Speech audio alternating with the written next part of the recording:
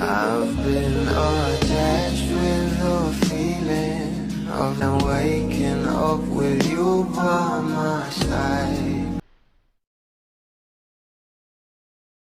Naman natin na itong ang ating Bel Mariano ay sobrang dami nga talaga ng kanyang endorsement at isa na nga rin dito ang Sonicare na kung saan siya nga ang ambassadress dito. At dahil nagkaroon nga rin kahapon ng event itong ating Bel na kung saan marami nga rin tayong nalaman patungkol sa kanila ng ating Donnie Pangilinan na alam naman natin na magkakaroon nga sila ng comeback. Narito nga guys sa nasabing video, sabay-sabay nating panoorin. Meron po? Okay. Hindi ko po alam. Pero for sure meron po, meron for sure. And I just don't want to get into details. Pero we still solo projects, we still have time to support each other.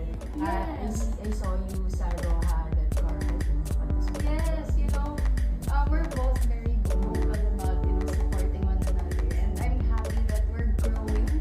And I'm so glad and I'm just so proud na we have grown up. And nakakatuwa na we're able to support each other.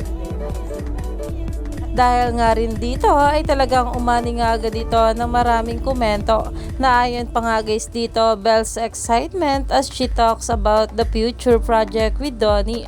Ayaw talaga niya ng spoilers. Aabangan namin yan Bel.